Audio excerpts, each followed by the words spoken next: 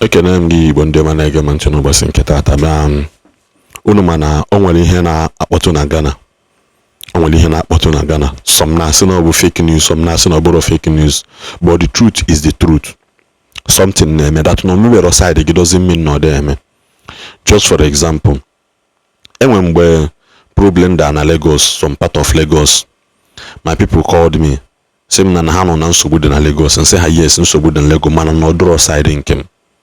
Listen, let us have this STEM mindset. O nwere ike ihe a na-eme side nke onye ọzọ nara eme side gị, mana I want outside the Nigerian territory ya na-asị unu na ihe na-eme na Ghana due to what we are seeing on the internet. Mana let me be frankly speaking in my own opinion, ka ndị solo Igbo. This man onweghị na-ewe m iwe na video ya nwe okwu karịa have you submitted your authority to the will of God? Gekwana ntị yo.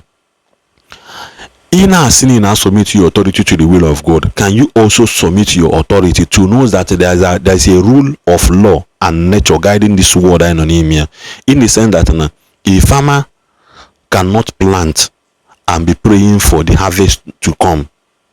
But not that you will not pray for bountiful harvest, but a farmer knowing that not calling is bound to repeat and there is no way the only prayer a farmer is that call me kalian nkomel, but as long as ni call you must surely repeat. This man kita ne front on as Igbo na Ghana. Obodi Nonia does not want this thing, and you are using it to cause confusion for the people again. I'm speaking in the mind of Ndo Mecheta.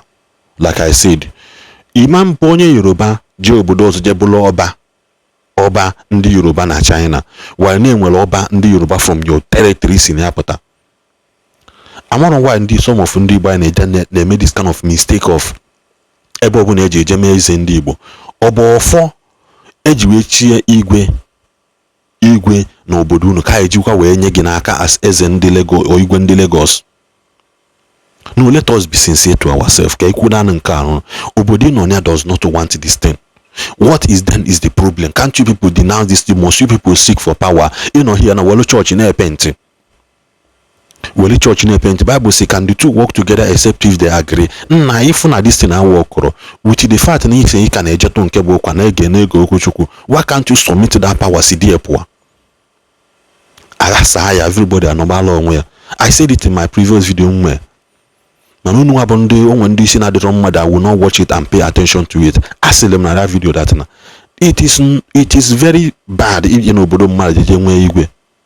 Na ti igwe na Ghana, will you that the same igwe submit to the leadership of Igwe village ya?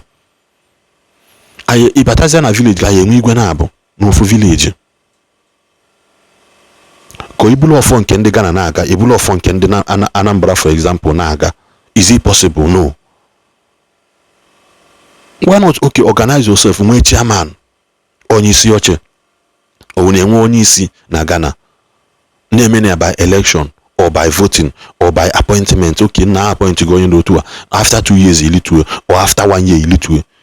Eme ya n'usoro abịa na the meeting for example I enwe 5 states na that combine of Ndigbo. Ndị Ebonyi na-ewepụta mmadụ, Abia, Imo, Anambra, Enugu na-ewepụta mmadụ e vote or una appoint ya this year onye Abia ya chi, next year onye Ebonyi ya chi, next year upper year, all these things in order for the peace to maintain.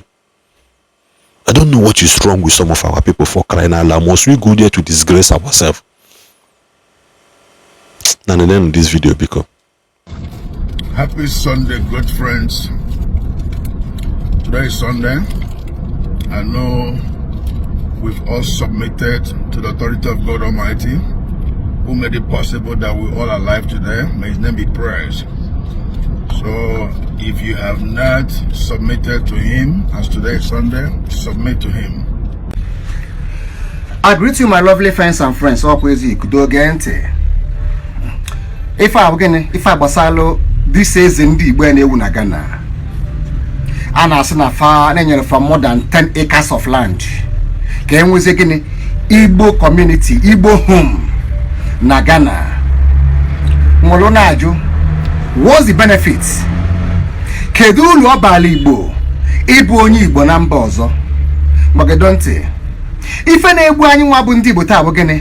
Na anyị na-akọ akọ, anyị anaghị eme nchịkọ. Anyị kọ ebe a, anyị akọ ebe a, anyị akọ ebe a. O nwere nke mere nchịkọ. We are still turning round.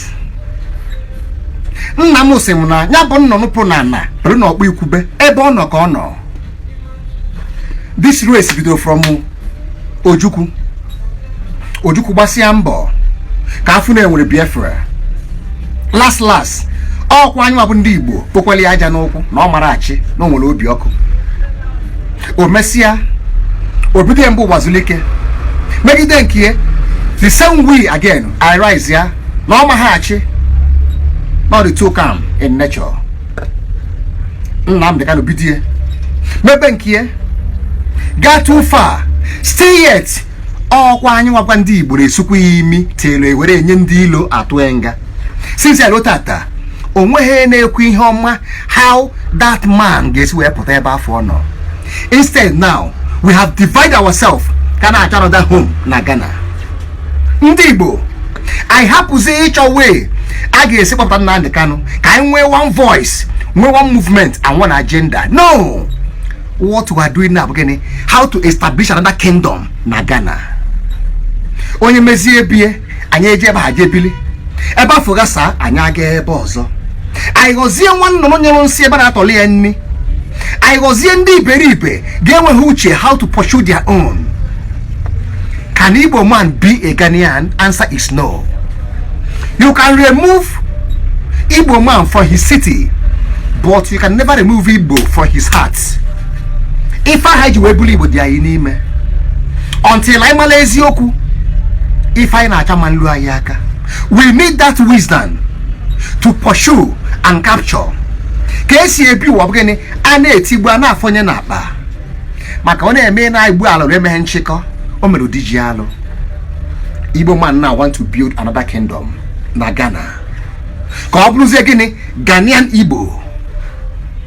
Ọ na-eme arụgba ahụ ụlọ omenala. Within time now ị ga-afụ people gara asị that na ya bụ Igbo Ghana, Ghanaian Igbo ọghọ language. O wee bụla alụ. Nke anyị na-eme mbụ ka anyị nweta Biafra. Emeghe nchịkọ, anyị rapụ ya na lazie Ghana. Anyị rezizie kingdom na Ghana. Sometimes anyị na-eje. When you divide yourself into pieces, you can never pursue and capture. Ofu onye anaghị achụ ngwele mgbaghe ga aja. All unity ka eji enwute ife na-ata alụ.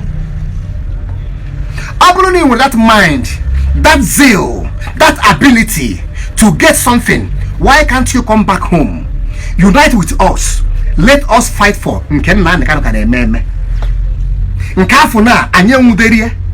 Anyị alụwo nke aha. Ọzọ ịgazi Ghana to establish another kingdom. Why are you running away? Kedu ife na-achọ gị? Nwa onye Igbo chọrọ ịbụ onye ọcha na be ndị ọcha. Nwa onye Igbo chọrọ half caste ka ọ bụrụ nwa ya. Nwa onye Igbo want to get another people's lineage ka ọ bụrụ nke ya. Mana ndị mba ọzọ na-agbara nwa onye Igbo ọsọ. Anyị adịrị eme nchịkọ. Anyị na-egbu, anyị na-awụsa, anyị na-egbu, anyị na-awụsa. Now we are fighting war with Ghana.